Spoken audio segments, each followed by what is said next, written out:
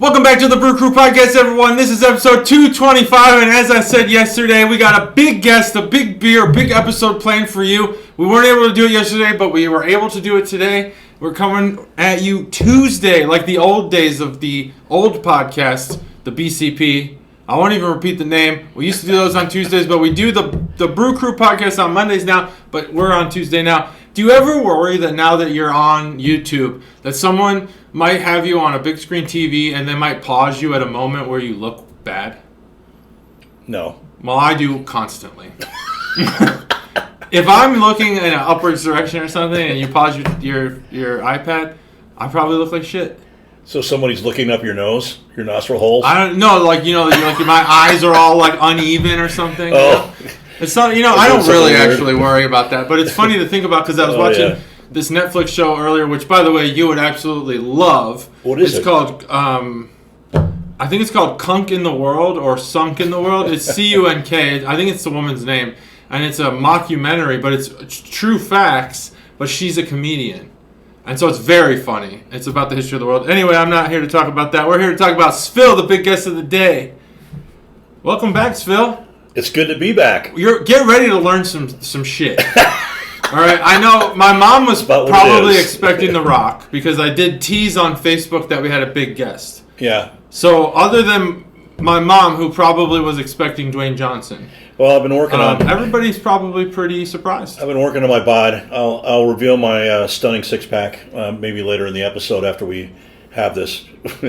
Yeah. It's going to be... But it won't be The Rock. Sorry, Mom. Oh, it's okay. I'm sure she's okay with it. So this is going to be an episode where we're going to learn some things because Phil has been preparing for this episode, and he has also provided the beer. So all of our Can Art Boner segments will be sponsored by SFIL actually, I got some beer. I won an award, a prestigious award. Wow. I won a prestigious award. Prestige? That's not a word you typically hear in the same... a crate that says French Fragile on it, I received beer as one of the award. Just like they try to personalize, and they know I like beer. Beer and baseball, those are the things I like. If I was to, we do the Can Art Boner segment, sponsors always the person who's bought beer. Most recently for the podcast, this can't count, right? I can't be like my company or the person who selected the beer can't be the sponsor because I won the beer. Oh no, it's you. It's an award. It's a prestigious award. You. I mean, it's you from the perspective that you're choosing of which one you're going to put on the podcast and talk about. So it's clearly you. It's clearly me. Yep. Perfect.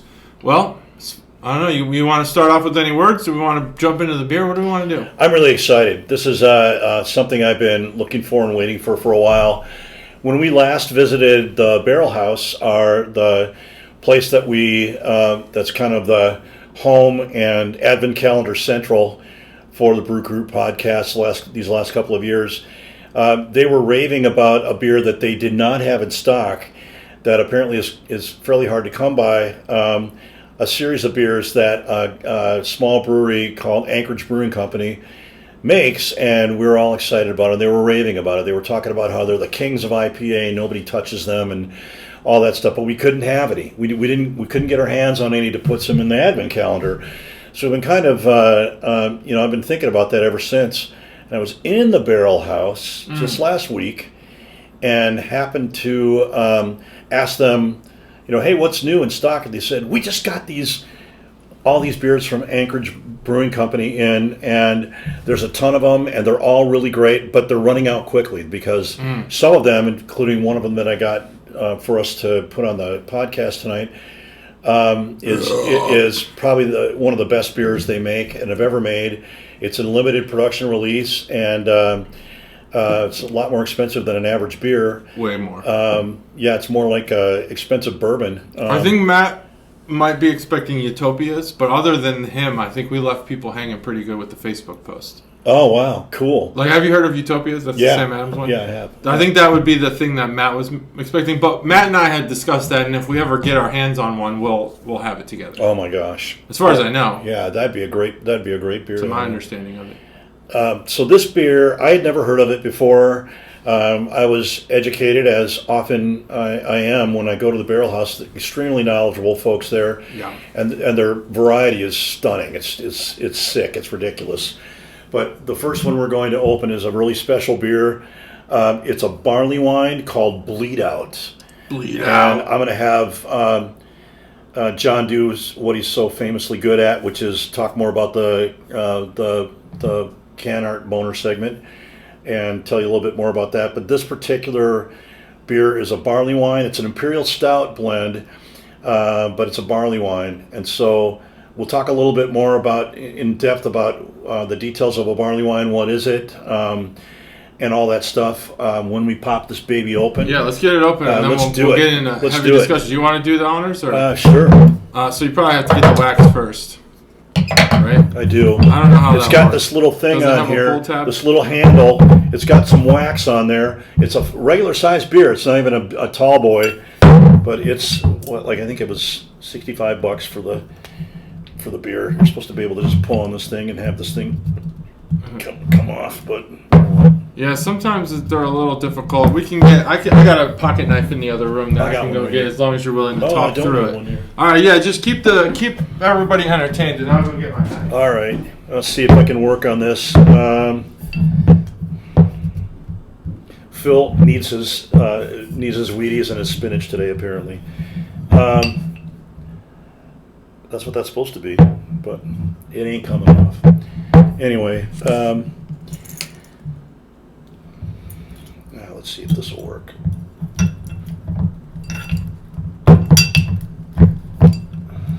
This is why it was so expensive. Because the quality of the wax they used to seal the thing with. Barley wine. So I know we've made jokes about barley wine on the podcast before, and we haven't really had much barley wine, although we've had some high octane stuff.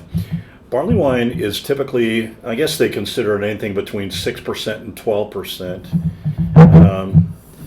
But really, you don't hear about many 6 to 8% beers called a barley wine. You'll hear it called a double stout or a triple stout or triple IPA or something like that versus a barley wine. There is a kind of a distinctive style there a little bit, which we'll get into. Let's see if I can make this work. Oh yeah, here we go. There we go.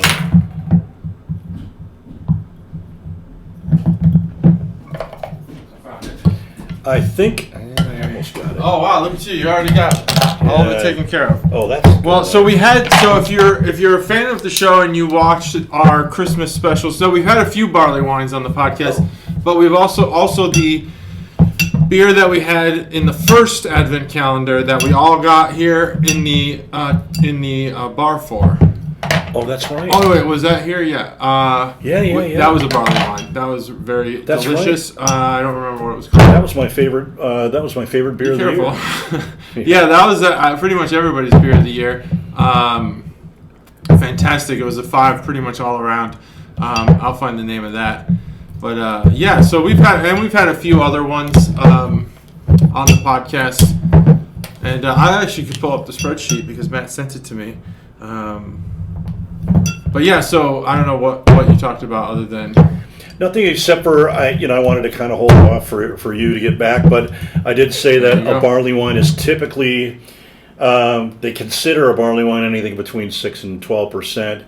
But as I told everyone, you typically would not hear about a IPA or imperial stout or something like that. That's maybe an 8 or 9%. You'd never hear that being called a barley wine. You'd hear that being called a double or triple stout or a double or triple IPA, something like that. This is really special. This is really typically it's in the 12% and up kind of range. You hear something that is brewed like a beer. With barley, with regular. Break it open. Yeah. Sorry, I didn't mean to interrupt you. Just so that we can have this chat and rate the beer. I didn't mean to be rude there. Sorry about that. That's all right. Sometimes I need a good kick in the pants. Sometimes.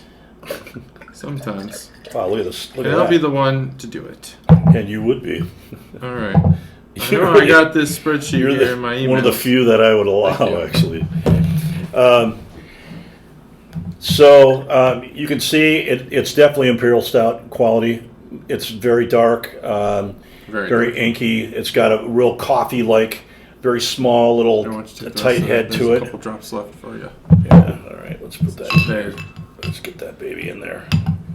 I don't want to waste a drop of this thing. Yeah, definitely not. Yeah, here, I'll hold it. Yeah, you can hold on to that. The can art segment. Just So- looking for that spreadsheet that Matt sent me. I know I saved it here somewhere. So, barley wine, brewed like a beer, but much higher sugar content in the brewing process, which obviously raises the alcohol content of the finished product as well. A lot more sugar. So they put a lot of additional barley in there. They actually will supplement it with various different sugars to get that up there. But most of the time, it's mostly barley. It won't be sort of that artificially sugary sweet flavor that you'll taste, because so much of it is fermented out into alcohol in the beer. This particular beer is 16%. So they call it barley wine because obviously it's in the wine territory as far as alcohol content goes. Other than that, there's very little resemblance to a wine, just the alcohol content. But you also have the situation, well, there's two reasons why you typically will never see a barley wine over, well, this is the highest one I've ever seen, I think 16%. But you typically won't see a barley wine for any higher than that for two reasons. One is legal, which John's going to talk about a little bit, because there's taxes associated and there's regulations, state regulations associated with beverages of different alcohol contents, and actually the taxes are higher the higher the alcohol content goes. So it's typically higher on barley wine than it is on beer. But in addition to the legal reasons, there's also the physical limitations of yeast and the metaphysical beer yeast. It's an ale, so it's ale yeast that's top fermenting, but at a certain point, decadence. That's right. It was decadence. Thank you. Forever. Sorry. You want to cheers on that? Or yeah, did you drink it already? Yeah, we should have. Right. We should have frickin' remembered that. Ooh-wee. Wow. Mm-hmm. Oh yeah. Oh yeah. Oh yeah. Sorry to interrupt that lesson. That's really good.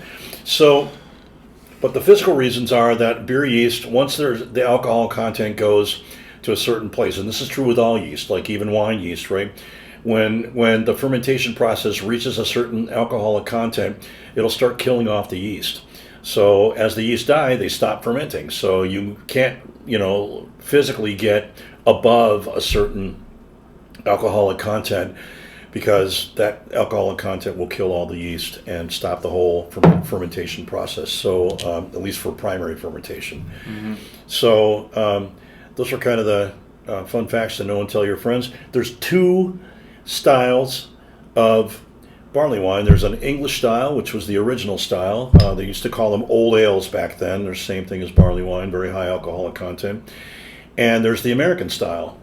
But interestingly, the first American barley wine didn't come to be until 1976.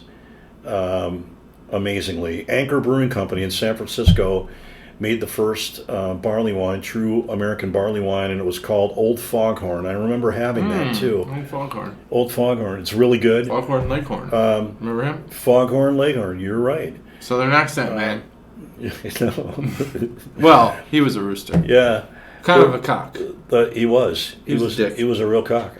He was a piece of bark. I'll say what I'll say. The second barley wine in the States was Sierra Nevada, which was called Bigfoot, and you can still get Bigfoot to this day. You can still get Old Foghorn too, but that wasn't until '83. So it's been pretty recent, but the Americans have made, and because they were both West Coast brewers, they made them in the West Coast style, and so American barley wines typically have a lot more hops, a lot more bitterness, a lot more hoppiness to them, typically, and so it's a classification and style that's unto its own. So that's my last known little fact to. That's amazing. That was a lot of really good facts. So this beer, this is actually going to be an amazing revelation when I read off some of the stuff on this bottle. But for regarding the legal issues, So you won't see a barley wine listed over 16, and I actually heard this at Arrow Wine and Spirits. Really? The beer that you have in these bottles, if it goes up to exactly 16, not 15.9, not 15.8, but 16.0 or 16, it is because that is the legal limit, without the taxes and stuff. But generally, that will be a removed portion of barley wine from the greater amount, from the barrels. Really? And that will be at 16. What you wind up getting oftentimes when the number's exactly 16 is much greater, 17, 18%. Really? Yeah, but they can't say because when they go through the certification or the legal stuff, the testing, it has to be 16. Wow. So that's it. So what we're getting is probably greater than that. And I will say, oh yeah, you can taste it. Oh, I don't know. You could smell it more than you could taste it. Yeah, you can. You can definitely smell it. Although, as high as the alcohol content, that's amazing, by the way, and I didn't know that. That's right. SFIL didn't know that. Let's see here. Here you go. Bleed out. It's very hard to see this bottle art here. But it's because it's dark. And there's the price tag that SFIL paid for it. Thank you, SFIL. That is quite the donation. I appreciate that. It's something different. Something for the podcast. Yeah, it is amazing. Different. Bleed Out is might as well be a song by Bush. But theirs is Breathe Out. Breathe in, breathe out. This is Bleed Out. Anyway, now you all have that song stuck in your head for those who know it. Now let me read something to you here. Did you read this? No, bring it. This is gonna blow all your minds. And now that I've had a taste of the beer, I actually appreciate what I'm tasting so much more. This is a Barleywine Imperial Stout blend. It is a blend of double oaked barley wine aged for 18 months in a mix of Woodford Reserve double oaked Willette and Buffalo Trace bourbon barrels. Yep, bourbon. Yep. Blended with double oaked imperial stouts aged for 21 months in a blend of Heaven Hill and Woodford Reserve double oaked bourbon barrels. So you have a blend here, a mixture, what kids do at the soda machine. I want Pepsi, I want Mountain Dew, I'll mix it together. That's what we have here is an imperial stout blended with a barley wine. Wow. The imperial stout aged 21 years, the barley wine aged 18 years. Months. Oh, it said months? Did I say months? Months. Yeah, months. That's all right. Because I was going towards that whole thing where when you're a consultant and you bid on a job and you have a team, you always add the years together. We can have a combined 100 years of experience. Yeah, that's right. Right? But they're all the same years. They were these years through these years. Yeah, right. So really, how many really, years we're not 150 years old. Yeah. But together, like the Power Rangers, when they join forces and create the Robotron or whatever. Nice, yeah. It's like Captain Planet. When powers combine... Yeah, we have 100 years experience. Wasn't Shazam something like that too? Maybe. By the power of something or other. I don't know. I didn't even see Shazam. But that's quite. I mean, those barrels are well known, well regarded. Yeah. Especially Buffalo Trace. Months. That makes me happy. Buffalo Trace, obviously. We've been looking all over for Buffalo Trace. We've been trying, but just can't find it anymore. Sad thing is it was like readily available. Just a few years ago, it's like all of a sudden somebody was like, "I like Buffalo Trace," and then everyone else was like, "Oh yeah, we've liked that for years." Nonsense. I'm still kicking myself. It just catches on and it goes up. I was on a mission last year when my wife and I went out to California to go visit. I was on a mission to go get this guy some Buffalo Trace. My first day, I walked into the local liquor store near our son's house, and I found it. It was sitting right there. And it was like, I don't know, it was moderately expensive, not as much as I'd seen elsewhere, but not certainly on a discount or whatever. And I thought, that's going to be there. I'll have that in plenty of time. And I went back later, and it was gone. And I looked everywhere around Southern California for it. I couldn't find it anywhere, and I was kicking myself because I was going to get it for John. I appreciate it. I was so bummed, man. That's all right. But I love it, and you can really taste the bourbon in here. It's beautiful too. It's beautifully aged. It is beautifully aged. Tastes great. You can taste some of the barrel age too. You can taste some of the woodiness of it. It is very boozy on the smell in and the breath out. Originally, I thought it was more just the smell. The aftertaste is really pleasant. It is. Which is really beautiful. Nice. So I think I figured out the can art. It is... what's that coming out of his head? I mean, this is like some sort of like moth bug. Oh, is it? It's got like wings on its head. Those are wings. Yeah. But the body there kind of looks cockroachish. Yeah, and it's a skeleton chin. Look at this. It's got like an exoskeleton kind of whole thing going on. But it's wearing a hooded sweatshirt. Right. With pull cords. Like and a little bird zipper. or a moth coming out of its head or something. Yeah, with like wings. Really nice fancy wings coming out. Interesting art. I think somebody had one or two too many of these things before they drew that. Bleed out. I wish I knew what this was. Anyway, so it's cool art. I mean, it's definitely cool. I would frame that if it was a bigger picture. You know, to me, despite the fact that yes, it's 16% and nudge nudge wink wink, it's actually probably higher. Yeah, it's still pretty well balanced. I mean, you get like in the finish, I get much more of the bourbon. It almost tastes like you're drinking a bourbon because it's got that kind of smoky bourbon style to it, you know. But you've got the sweetness of the Imperial Stout right up front and across the middle of the palate. It's a really interesting beer. It's a great beer. I really love this beer a lot. Like I'm closely hovering around the magical number. Wow. Well, I mean, let's save your score. Yeah, okay. I'm saving it. I get. I attribute the sweetness more towards the barley wine, and I do that because when I taste a stout, I'm getting usually coffee or chocolate, and I think the coffee and chocolate are there. It's on the tongue, mostly the back of the tongue. It gives you that kind of like, it's like that. I think the balance on the stout part is like unbelievable because typically it's either burned malts or chocolate or coffee. That's right. So there's like those two, chocolate or coffee, burned malts. Whereas this one's kind of like, wow, I can kind of convince myself that it's either one of those. Yeah. It could be all three of them. I could be like, oh, there's chocolate there. There's coffee there. There's burned malts there. Definitely. But that sweetness, that's where things start getting confusing. And that's like the liquid. That's what the liquid tastes like. So before your tongue dries off and before you start breathing out alcohol, there's a lot of sweet alcohol. I don't think it's like caramel, but I think it's like thick, sugary syrup. Some sort of, maybe syrup, but not maple. Yeah, that's right. And so it's like right there, it's very sweet, like unexpectedly sweet, but not in an off-putting way. It's not like a sour or a candy beer. It's definitely more like a dark sweetness. It gives you the molasses, feeling of maybe...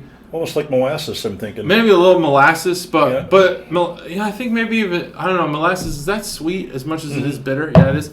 I kind of get the feeling like there's a part of this that's like, you know, there's artisan chocolate that's more made for adults, and then there's like candy chocolate that's made for kids. It almost has that feeling like this has a kid's candy style to it where it's sweet but delicious. It's not just sugar. That's right. It's sweet chocolate. That's right. It's very good, and I think in a weird way you can separate the barley wine from the stout in this beer. You can absolutely, and it's cool. where you're tasting it on the palate makes a big difference. Like I said, up front and in the middle of the palate, I can taste the stout all day long, and then as it goes back over your tongue and in the finish, I can taste the bourbon aging and the wood, and it's an amazing combination of flavors. Like the sugars alone, you got me thinking about that. By the way, John, you nailed it. I think you nailed the description of the flavors in here so well. And because there's so many things there's a lot going on. That it makes it complex, and they're very complex. They're woven well together, aren't they? I mean, they really are. I think they are. It's amazing. Like it's almost as if like they're a puppeteer. This is going to be kind of crazy analogy, but if they're like a puppeteer and they're like, we can't do anything about how boozy this beer is, but we're just going to gently place it at the end so that all of the flavor you get is beer, and then yes, you have to have that alcohol. Yes, you have to feel it, taste it, and breathe it out. But we're just gonna like subtly do it to where you don't get it until the end. You've enjoyed everything up until that point, because it's unavoidable. Like when I just took my last breath out, it was almost off-putting. It's like like you're drinking a bourbon, but a little less intrusive. Bourbon's like you're drinking a bourbon. Yeah, it's harsh, it's sharp, it's got a. Whereas this, you're kind of just like, well, I just had something great. Get rid of that, extra fume. It's kind of cool. I mean, it is. It's amazing. It's almost artful. It is very artful. I think what you've described describes masterful brewing. I mean, it really does. These guys are masters, because you can't create something that should be so unbalanced and make it taste so balanced in such a unique way. So just the sweetness factor, right, that John was describing before, it's very complex. There is that sort of milk sugar, milk chocolate kind of quality that John was talking about. I taste honey in there, very real, kind of that syrupy honey kind of flavor. And I also taste the molasses, the dark, dark sweetness of the molasses. Those are all going on, and a little bit of brown sugar, all at the same time. And that the sweetness balances out the alcohol flavors, the bourbon kind of esters and stuff you're getting when you swallow it, which creates the balance. Otherwise, it would be like too harsh or too sweet. But in a weirdly weird way, it doesn't taste too sweet, and it doesn't taste too bitter or alcoholic to me. So I just am really loving this beer. It's just it's masterfully done for something that should be so out of whack. It just shows their prowess in terms of brewing, and I can't wait to try some of the other. By the way, I kind of went to town and bought a bunch of other IPAs from Anchorage for us to try. We're not going to try here tonight on this podcast, but I was so intrigued that I thought I would get some for us to try it. I can't wait to try some of them. We are going to try other one tonight, which we'll talk about in a little bit. But so he did bring a 6-pack of pints, which you rarely see, and I thought they were all the same. Nope, there are 6 different beers from Anchorage. So he went Anchorage crazy. I did a little bit, which is cool. Anchorage, if you're watching, hit us up. We'd love to have you on the show. You guys are amazing brewers. From the one beer I've had so far of what you guys craft, it's an amazing testimony to your craftsmanship. It's really masterful what they've done with this. So that's the thing about this price point is to charge that for a beer. You either have to be a master at your craft, or you're a fucking crazy person who is very arrogant about their skills, and what they're producing. And in this case, you really can only fall on one side. And I think the majority of the time, people fall on the crazy side. But in this case, oh man, I mean, you definitely have justified charging more. Yeah. How you set a 65, I have no idea, but it probably has something to do with the fact that it's 2 beers mixed together. Probably has something to do with that aging process. 21 months. The cost of all those barrels, if you have to pay. I don't know how that partnership works. Shipping from Alaska probably adds some, distribute. I don't know how distribution works. Well, we did talk to Jeff, and he said a little bit about it. I can't. I'm trying to think like how do you differentiate? So for Decadence. Was it Decadence? Decadence, yeah. I don't think we paid that price. Maybe 20 to 30, somewhere in there. How do you differentiate flavor-wise and art craft-wise? How do you differentiate those prices? I don't know. And should it even be a factor? Not in the score. The score is going to be unbiased based on price. I mean, that's not part of the flavor. That's right. But I'm just, how do you say... that was a 5, that Decadence. Yep. So how do you say, if this is a 5, that these are... I just wonder, that's all. I just wonder how you compare them when you start setting your prices. And I think that you're justified in charging more. I think so. I think we paid in the... It was above 30. It was 30... For that? Yeah, 33 to 35 or something like that. For the Decadence, I remember. I don't remember exactly what it was. Matt probably knows, but I don't remember exactly, but it was in the 30-35 category range. Really? Yeah. So how do you compare that? Like, let's say it's 35, right? How do you compare a $35 barley wine with a $65 one? I don't know. It gets so subjective at that point, right? You know. And that's it's like fine. wine. If that's what they charge, and that's what they charge. That's fine. Yeah, and if you drink it and you think it's a 5, then home run, man, grand slam. Then it wasn't a waste. Yeah. Right. So it's hard. I mean, I couldn't believe it because I asked, she said this is the best thing. This is awesome. It's amazing, and that bottle right there is the last bottle that Barrel House had. Wow. That was the last bottle of Bleed Out they had because it's very limited distribution. And there was a run on it right after when they first got it out. It was just like a week and a half ago, something like that. So I was like, well, I got to have that one. How much is it? $65. And I was like, that's a 12-ounce bottle. It's not even a 16-ounce. That's a 12-ounce bottle. I was like, man, I got to share that with John. Yeah, I know. Well, I appreciate it. I can't imagine anyone sharing with anyone else. But anyway, okay, I'm going out there. It's a 5. It's a 5.0 for me. It's so masterfully crafted, and every time I take a sip of it, I'm tasting something more and something more and something more. It's just it's an amazing example, and we don't drink barley wines that often, but it's pretty frickin' amazing for any beer. So I would definitely unabashedly put it as a 5.0 for me. Yeah. I mean, it's going to be uncharacteristic of me because the stout part in particular, I am of the belief, and I know almost everyone disagrees with me, and I'm okay with being the one person who thinks this. But I feel like on the IPA side, you will have to do something so gimmicky to stand above the rest of the IPAs that there's really no way to get. If you could probably get to a 4 with an IPA. Anything above that has to have some unique quality to it. I find that to be true for most stouts as well, and I know people disagree with me, but for the most part, you're either going to have coffee or you're having chocolate, and that's your stout, or you're having like absolute trash burned malts.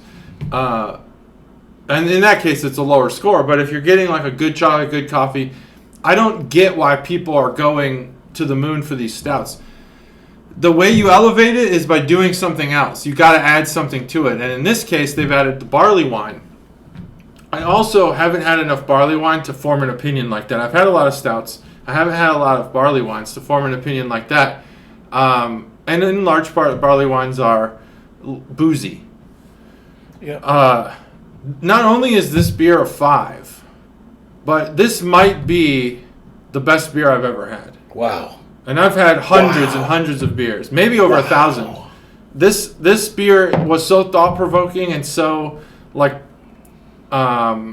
balanced, and really it had many elements, and that was it. It was like an onion, like Shrek. Yep. It had layers. Yep. And once you break those layers apart, this beer is like do not drink this beer alone ever. No, because this beer needs to be enjoyed with other people. Yep. So you can talk about it. Great point. And I know that sounds pretentious. No. And it might be if you're around people who don't enjoy beer as much as you do, you might sound like a pretentious asshole. But the things that you'll get from this beer just by having a conversation, just like, SFIL realized there were some things.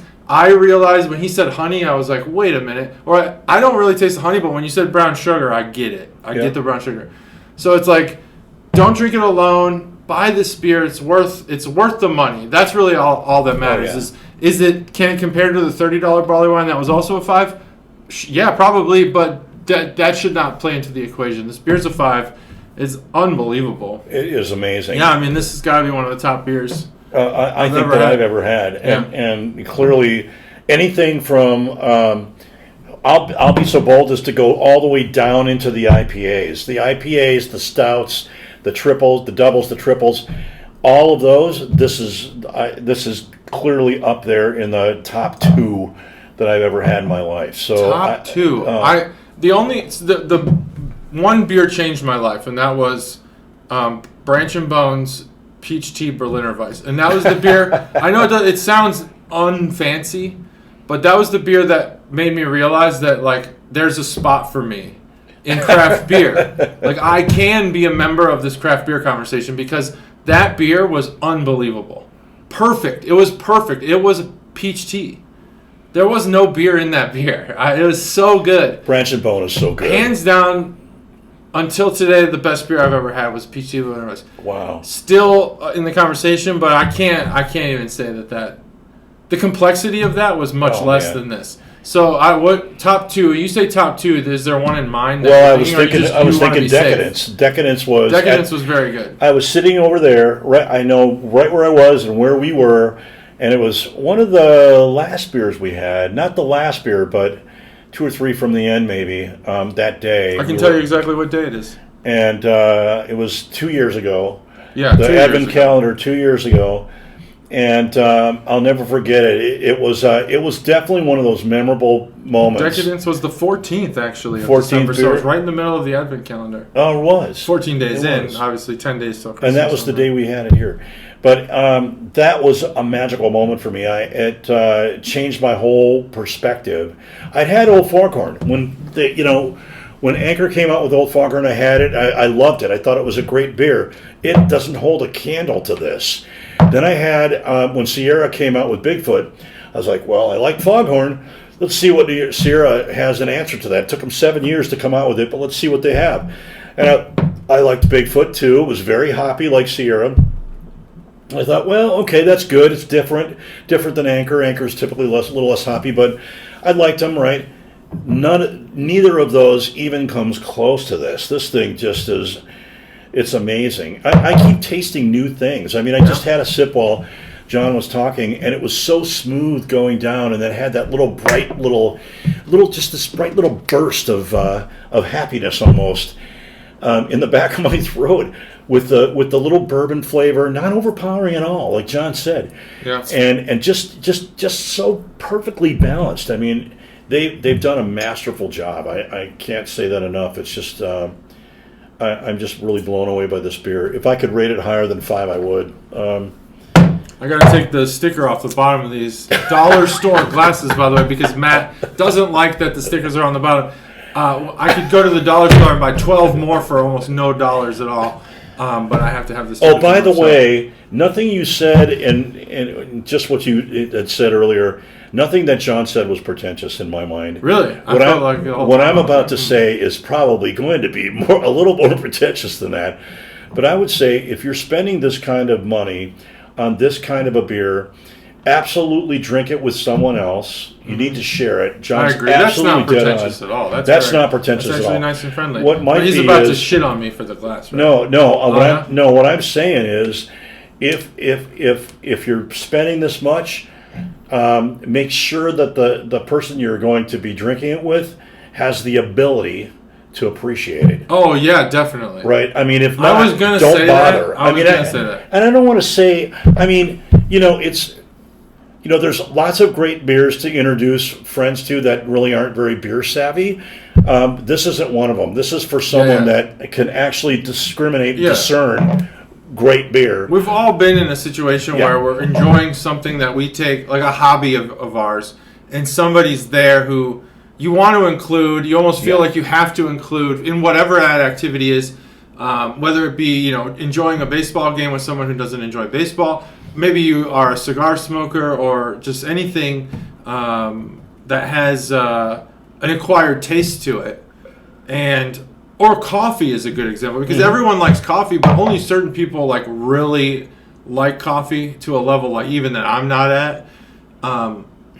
And you're like, I'm going to have to waste an entire cup of this on somebody who doesn't give a shit about it. Yeah. Or somebody who's going to put cream in it, Same thing with this beer. It's like, I think it's okay with this beer to just say no. Yeah. I'm going to wait for someone who I know is a friend, and as a friend, it's going to be somebody that he or she is somebody that can really appreciate this, right? And they might not have tasted it before, they might not have tasted anything like it before, but they're open to the possibility of, drinking something new and experiencing something new and having their mind blown. Yeah. Because that's what this beer will do.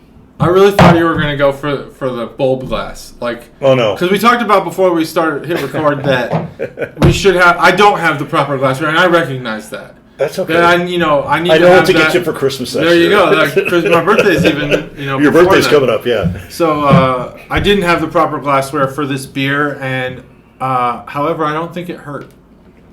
Yeah. I don't think it hurt. Do you think that having it as cold as we had it, which it wasn't... No.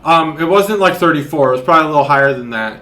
Do you think it didn't... I don't think it affected it either. I think it was actually better. Oh, my God. This beer stands You up. should drink this cold. I honestly don't think... And frankly, it's an American-made beer, but it is not an American-style barley wine. I did not I didn't know that. Well... I mean, just based on my knowledge about American versus English style, okay, so the American style barley wine is typically literally twice the bitterness and twice the hops that an English style would be. In the English style, it's very hoppy and very bitter. I didn't get that at all from this. So the American one is hoppier. The American one is way hoppier. That seems the weird. English one uses just enough hops to create the balance and the preservative qualities of the hops in it. This was an American-made barley wine, much more in, I think, the English style, because I didn't taste it wasn't overtly hoppy or bitter. No, it wasn't hoppy at all. No, not at all. It was so balanced. Yeah. So I thought of that as we were drinking. I was thinking, where's the hops? Where's the bitterness? It's not there. It's not there. So anyway. Perfect.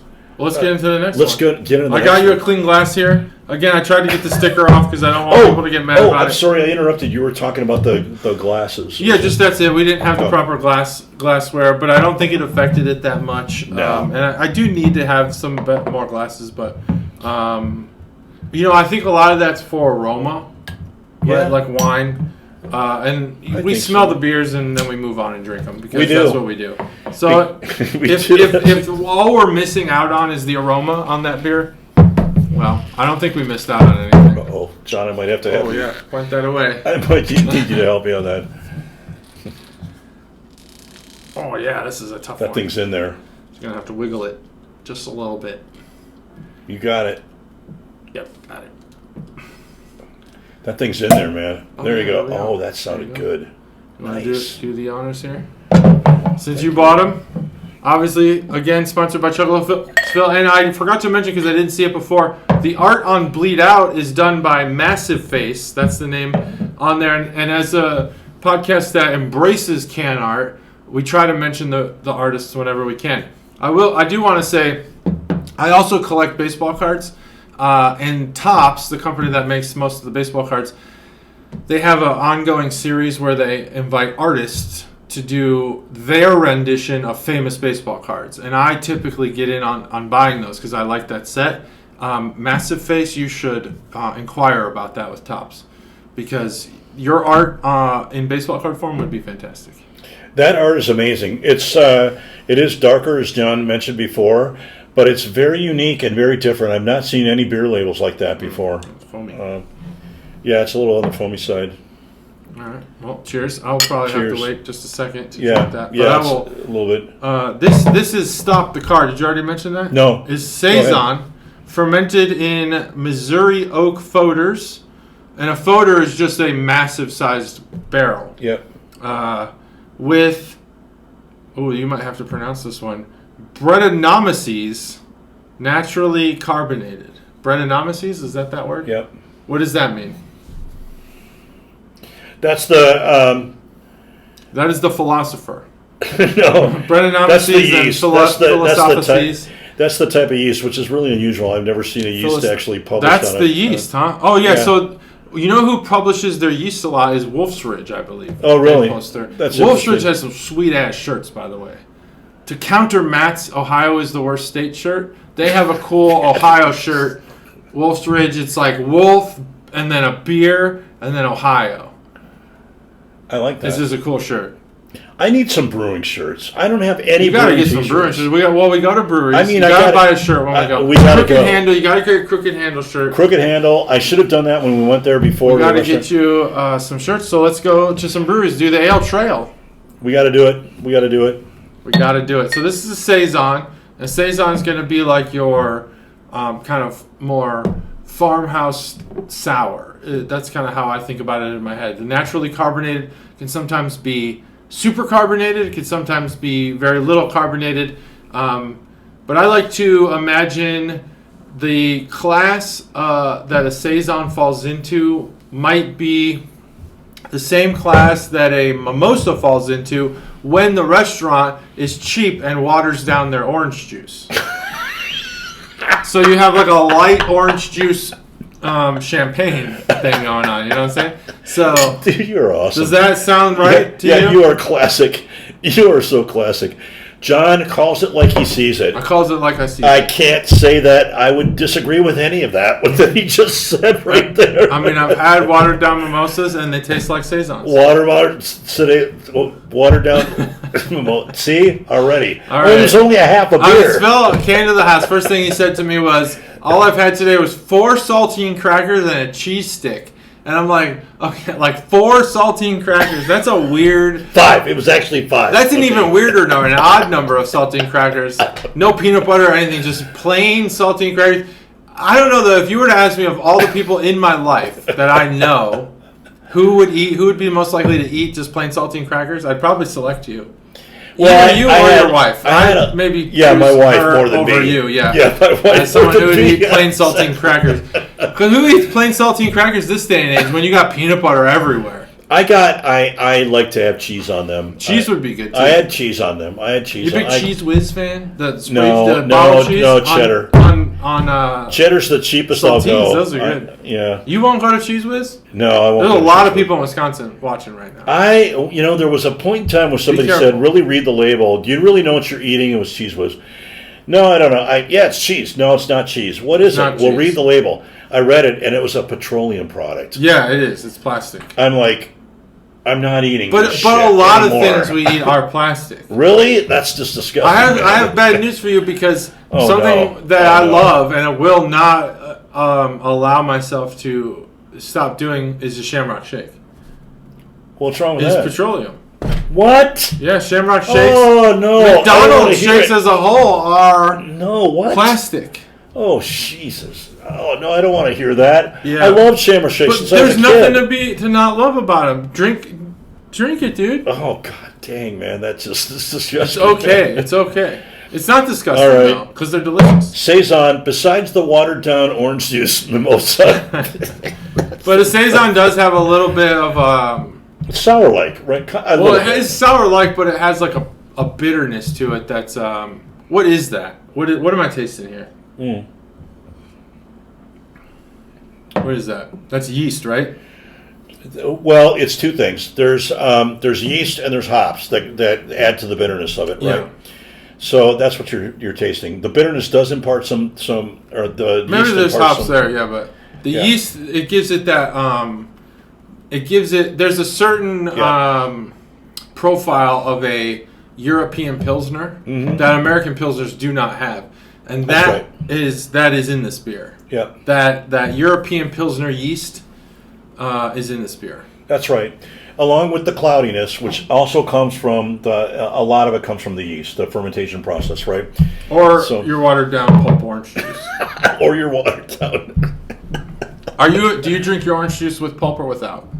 I don't really give a crap. You don't care? No. Oh, I have very strong opinions. Do you really? I feel like you should have strong opinions on pulp or no pulp? The type of pulp as much as possible. I love pulp, but my wife doesn't. So. One time we got the Simply Orange extra pulp. You know how Simply Orange is shaped with the neck? Yeah. The whole neck was filled with pulp. Oh, I love it. Because it floats crazy amount of pulp. It was so much pulp. Once you have pulp, you never go back. You can't have like regular orange juice. No pulp orange juice tastes like children's juice. Let me just say this. Simply Orange, which I love, by the way. But this is not orange juice, bro. This does not taste like orange juice. No, I think I'm overselling the orange juice. No, this is a lot more watered down than that. But no, I mean the Saison is typically the non-wheat, non-hefe kind of equivalent of what you would typically drink in the summertime, right? A lighter kind of a brew, something that's a little cloudy and a light kind of a hazy straw color, which is a light lager color, a light head to it, and a kind of a light feel when you're drinking it, but no wheat involved, right? So so that's kind of how I would describe Saisons in general. This one, I don't know. What do you think? Well, I think that this is is that the... Yeah, this is the one. Let me pour a little bit more, if we have any. I think that this beer is... I often describe a lot of beers as dusty, and what I mean by that is it's the yeast. It's giving off more of a bready, kind of... You said not wheat, but it's giving off kind of that yeast-like bread flavor. Where it has, I would describe the yeast flavor as being sharp flour, and I would describe wheat as being more of a dull flour. And by flour, I mean, pulverized wheat. Yep. Now, there's no wheat in this, but when you walk into a room where there's bread rising, you smell the yeast. Yep. That's what I'm talking about, that sharp breadiness, whereas the flour kind of is the more dull breadiness. This Saison in particular, and that European Pilsner flavor that I often describe as dusty, is that flavor that I'm talking about. It's just like yeast, and I guess in the Pilsner sense, it's probably the malts. But in this regard, I think it's not. It's probably not, right?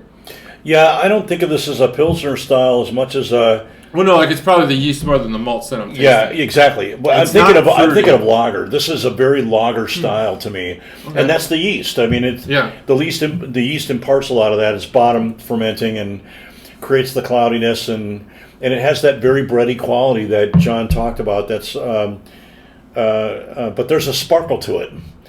There's a which is typical of Saisons. Very optimistic thing to say. There's a sparkle to it. No, that's a nice phrase. There is. That'll be the name of the episode. Let me write that down. There's a sparkle to it. That's a good name for the episode. There's a sparkle to it. That's amazing because that's not getting that didn't get the near the attention that the last beer that we drank on this episode did. But there's a sparkle to it. Yeah. So here, let me do this real quick on the can do art. The can art. It seems to be somebody laying in a wheat field, which is weird because that is not at all what this beer represents. Stop the car. That's like a Slim Shady song. Yeah. Seems like it. Stop the tape. This kid needs to be locked away. Anyway. So I think this beer is good. It's not fruity. I think a lot of Saisons are enhanced by their fruitiness. They could stick some like berry type flavor in there. I don't think citrus is a big Saison compliment, but I think berries are, maybe strawberry. It would be really cool to have like a cantaloupe or a honeydew type of flavor in this beer. Kind of mellow it out in a melon type of way.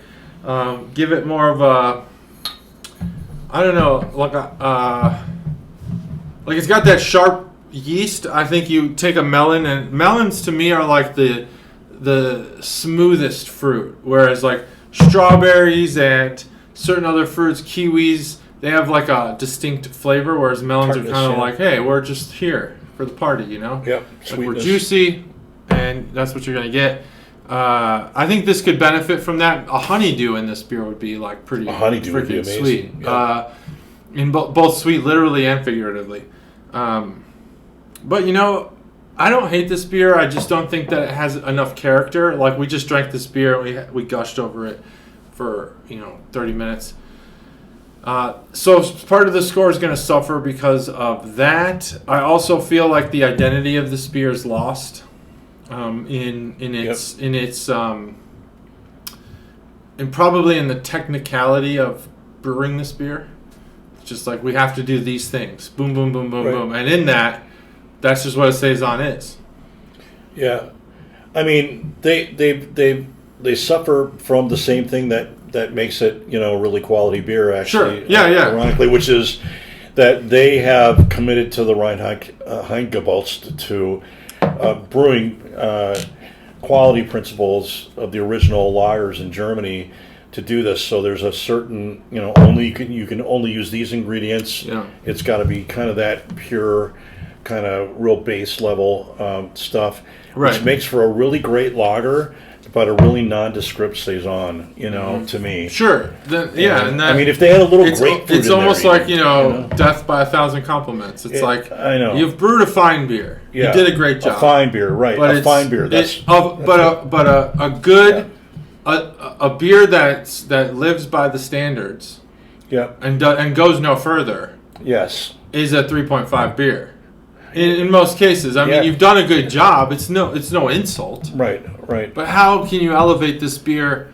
The German standards are they're going to give you a good beer. Yeah, like a 2.5 is a bad average. A 3.5 is a good average. Anything above that is you've tried extra hard. Why? Yeah. You clearly tried extra hard with this one. I mean, you went and mixed a bunch of shit together. Yeah. Barrel aged for 100 years. And massive amount of craftsmanship that went into that to create the balance. But and talk about wild combinations of non-Reinheitsgebot ingredients in there, right? Like bourbon barrel aged, stuff. Well, you can't be by German standards and have bourbon. No, this exactly. is America. Exactly. That's where we get bourbon from. That's why it's so special and different. But I mean, even if you had, like, I agree with John. The sweeter the fruit that you would add into this, the better this would be, because it would balance out the not the hops, because the hops are kind of really they're kind of muted. They're very muted, and as a good German lager should be, right? But they don't even. I mean, even if you had grapefruit in here, it would grapefruit do something. It would do something to it, and it would make it special and stand out a little bit more. Yeah.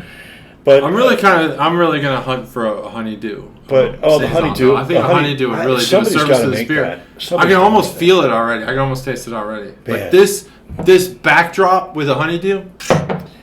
Yeah, I mean, this home is run. A great point. This is a great base for about anything else. Mm-hmm.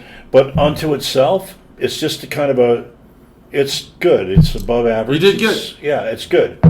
It's not great. It's not even above average. I think it is. No, and again, no. I mean, we don't know that people are Anchorage. No, we don't. No offense. It's just, it is a beer. This is our second Anchorage beer ever. The first one was the amazing frickin' thing we just had right there. Yeah. So John's right. So that's going to actually impact our scores. And there's no, you can't help but do that, right? But and it's, I actually think it's giving it a higher score.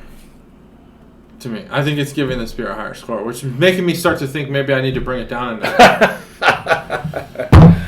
Man, it's making me think. I was at a 3.5 on this beer. I was at a 3.5, but I'm thinking, like, it's a good base. And, like, water's a good base for juice. Now, I'm not saying this is water. Yeah, I'm saying, like, water's a good base for things. This is a good base for things. I have no issues with either one. It's definitely not under a 3. Yeah. But, like, I would say one of the questions we like to ask, would I buy this again? I would only buy Stop the Car if it was Stop the Car for the fruit stand that's being set up on the side of the road. That's a great I think point. you just need more. I'm not going to buy it again. I really do appreciate you bringing it. I think the price point's right for this beer. Maybe you even should get 2 beers for that price. Yeah, that's what I was thinking. Maybe a 2-pack. I was thinking it might be a little overpriced for what you're getting for it. It's a good beer. It's a solid beer. I like it. Would I buy it again? Let me say it in look at it from a slightly different perspective, right? I wouldn't not buy it again because it sucks. Oh, well, that's not in the question. Right, no. That's not part of the equation. Or it's below average. It's I wouldn't do that. Given 2 beers, a Saison you've never had in this, would you buy the other one? I would try the Saison that I haven't tried. Right, exactly. So that's the telling point. That's right it. there. That's it. Because I want to see if there's something out there. I know I have this in my brain now. Frankly, it tastes like a lager to me. It just tastes like a straight up lager. And so my question would be, I like this. It's solid. It's good. It's really good. What else is out there? And can I compare as a baseline? Maybe can I use this as a reference for that to see if that's better or not? And that's kind of fair enough. Anyway, where are you at on this score wise? Wow, I'm probably around 3 to 3.5. I would say what you said at the first glance was probably it. Is above average, good, but not great. Okay. Fair enough. I'm at a 3.0 on this beer. 3. I also like it. I don't love it. I wouldn't buy it again. I would seek something else. Because why not? Yeah, me now, too. This beer, obviously, I would buy it again. Oh, wow. This beer, I would not. And that's okay. I would too. I would buy that one again and again and again. But not often. No, not often. It's very expensive. It would be interesting to let that sit. Oh, wouldn't for it a year though? or two. Yeah, let it age a little bit. Yeah. I think that would age actually really well. It would age very based well. on the alcohol content. But it won't because we drank it. And it probably never will. If we ever buy it again, guess what? Yeah, we're gonna drink it. Yeah, we're gonna drink it. That was amazing. That was a very good beer. It was really good. There was somebody doing something, but I forgot what it was. There's a brewery that is doing something. It's a big brewery. Nearby? Give me 1 second. Local to us? No. It is, I'll tell you in a minute. But, the Final Four is coming up, or March Madness. Oh, yeah. Coors is introducing popsicles. Beer popsicles. What do you think about that? Jeez, Coors. Man. Coors. My the favorite. only Coors beer, my dad was your dad he was from Colorado and he loved Coors. Rockies. He thought we'd go visit my grandma in Colorado and he'd come back with like cases and cases of Coors beer because he thought it was the bee's knees. Yeah, my dad tells the same story. I never liked that beer. There was one Coors beer that I liked, and it was after I graduated from college and started my career. And it was called Coors Extra Gold, and it was actually a great beer. It was a full-bodied lager with lots of flavor and stuff, and they stopped making it after about 3 years, and I was so bummed out because I loved that beer. That was a true quality beer. It was a quality beer. Other than that, though, no. All right, well, Coors Popsicles, I imagine, will be terrible. Coors Popsicles.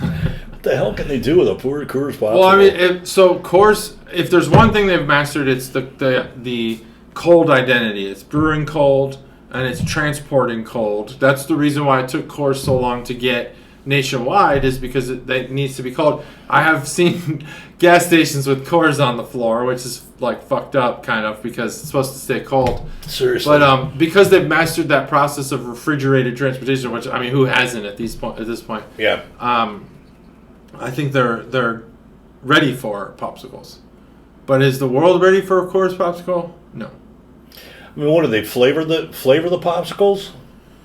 Yeah. I would imagine. I'm guessing it's just like ice, like tasteless water ice that they shave, form, and mold it into a popsicle, and then put beer on it. I'm thinking they make. I don't think they just freeze beer. I think they freeze beer and put a flavor in there. I think there's so it tastes like strawberry. Tastes like strawberry piss water. No. I think it's beer flavored. I think it's beer flavored. Oh, that's what the article said. Yeah, it's beer flavored. Oh, that's going to be even worse. Beer-flavored popsicle. That's going to be even worse. That's going to suck, man. That's going to taste like shit.